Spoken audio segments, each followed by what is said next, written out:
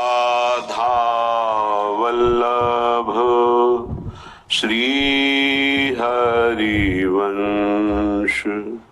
राधा वल्लभ श्री हरिवंश। वृंदावनेश्वरी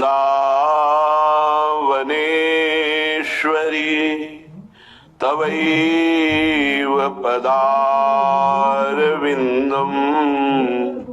प्रेमामृतैकमकरन्द रसौघपूर्णम् हृद्यर्पितं मधुपते स्मरतापमुग्रम् निर्वापयत् परमो शीतलमाश्रयामि, परमो शीतलमाश्रयामि।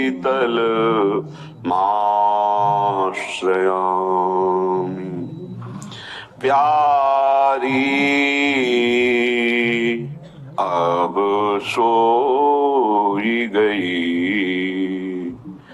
ज्यों ज्यों जगावत त्यों त्यों नहीं जागत। प्रेम रस पान करी भोई गई, श्यामा प्रेम रस पान करी भोई गई।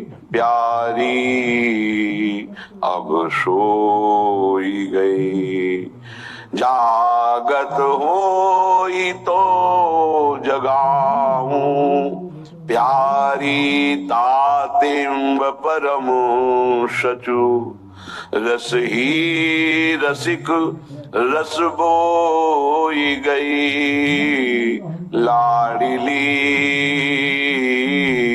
रस ही रसिक रस बोई गई। प्यारी अब सोई गई। श्री हरिदास के स्वामी श्यामा उठी के गरे लगाई। नवल प्रीति सोनोई गई। करुणामयी उठी के गरे लगाई। नवल प्रीति सोनोई गई। प्यारी अब सोई गई। उपासक आराध्य देव की शरणागति पर दृढ़ विश्वास रखे। ये मार्ग श्रद्धा और विश्वास का है।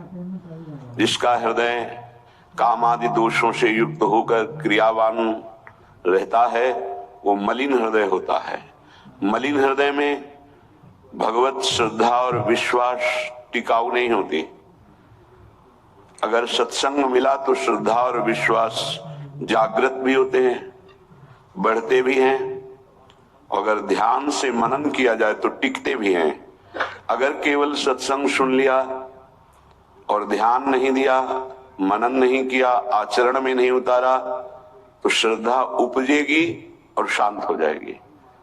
10-20 दिन, महीना, 2 महीना सतमार्ग में चलेंगे, फिर गिर जाएंगे, ये पक्का। क्योंकि कुसंग का प्रभाव बहुत जन्मों से रहा है। तो सत्संग से श्रद्धा उपजी और जहां कुसंग हुआ वो शांत हो जाती है। बिना श्रद्धा और विश्वास के भगवत मार्ग में चला ही नहीं जाता, कुछ भी अनुभव नहीं होता। यही श्रद्धा और विश्वास अनुभव कराते हैं। याभ्याम बिना न पश्यन्ति सिद्धा स्वांता स्तमीश्वरम। बिना श्रद्धा विश्वास के जो सिद्ध पुरुष अपने हृदय में अनुभव करते हैं वो अनुभव नहीं कर सकते। ये श्रद्धा और विश्वास एक बहुत बड़ी संपत्ति है। पवित्र हृदय में ये प्रकट होती है। ये प्रकट होकर हृदय को पूर्ण पवित्र कर देती है और इसी विश्वास से भगवत प्राप्ति हो जाती है। बिन विश्वास भगति नहीं ते बिन द्रवहि न राम, राम कृपा बिनु सपनेहु जीवन लह विश्राम। ये विश्वास हमारा प्रतिपल बढ़ता रहे। माया का कार्य है विश्वास का नाश कर देना। इतने दिन हो गए भगवान का नाम जप करते हुए, आराधना करते हुए, क्या काम बना? कोई काम तो नहीं बना, और विपत्तियां आ गई और परेशानी आ गई, खत्म श्रद्धा विश्वास। जबकि बहुत सुंदर कार्य ये हुआ कि आपके हृदय के मलिन विचार बाहर निकलकर नष्ट हो गए, पर आपने उनको बाहर निकलना ना देख करके उन्हें अंतर में आना मान लिया कि जब से नाम जप किया तब से अंतर में बड़ी मलिनता आ गई। नाम जप करने वाले को जो दुख विपत्ति मिलती है वो बहुत बड़ा प्रारब्ध बहुत छोटे में कटा दिया जाता है। नाम जप उपासक को जो संपत्ति मिलती है वो उसके भजन का फल नहीं होता। भजन का फल तो सीधे भगवान की प्राप्ति है। ये भजन करने का भाव जो हुआ उससे सब प्राप्त हो जाता है।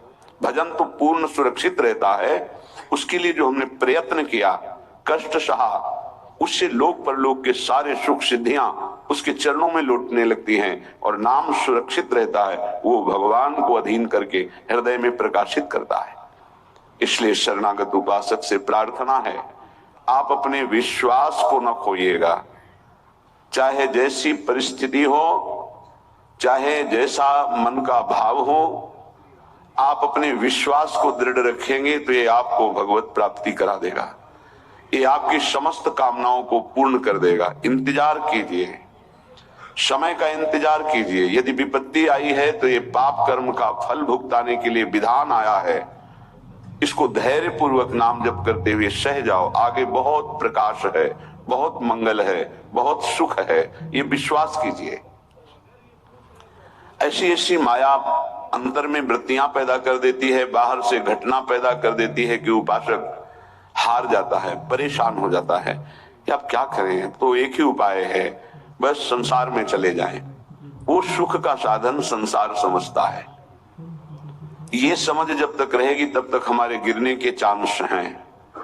धन्य है वो उपासक जिसने निर्णय कर लिया है, आनंद मिले ना मिले, सुख मिले ना मिले, गति बने ना बने, मेरे जीवन का उद्देश्य अब सत्य पर चलना और निरंतर नाम जप करना है।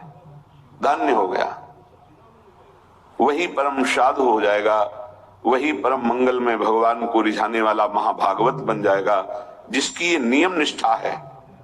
विश्वास कीजिए, बिना इस नियम निष्ठा के आप आगे नहीं बढ़ सकते। अगर आपके मन में है कि ऐसा कोई मार्ग मिले जिससे हमें कभी बुखार ना आवे, जुकाम ना हो, कोई रोग ना हो, कोई तिरस्कार अपमान ना हो, कोई विपत्ति ना हो, तो आप विचार कीजिए, भगवान जब यहाँ अवतार लेकर लीला करते हैं तो उनके भी जीवन में देखा गया बड़ी विपत्तियां, बड़े विघ्न, बड़े बड़े महान असुर, उनके विरोध में संघर्ष में जीवन। आप तो कर्मों का फल भोग रहे हैं, भगवान तो कर्मों को अधीन करके जीव को मुक्त करने वाले हैं, समस्त पापों का नाश करके निष्पाप करने वाले हैं। उन भगवान के कौन से कर्म हैं? भगवान के द्वारा कौन सा कर्म बना कि ऐसी विपत्तियां, ऐसा दुख, ऐसी परिस्थितियां? आप तो बहुत छोटा भजन का स्वरूप जानते हैं। जो पूर्व में देवकी वसुदेव जी ने भजन किया, ऐसा कौन भजनानंदी होगा कि सर्वलोक महेश्वर सबका पिता पुत्र बन करके आ गया। क्या भजन किया नंद यशोदा जी ने, महाराज दशरथ, कौशल्या जी ने।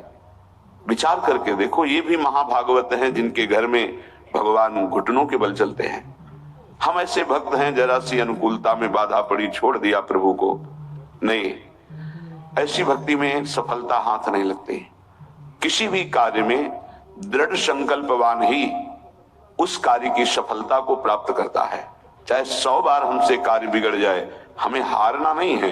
एक दिन तो हम उस कार्य को सफलता पूर्वक कर ही पाएंगे। जिसका ऐसा स्वभाव है, जिद्दी स्वभाव, वही सफलता प्राप्त करता है।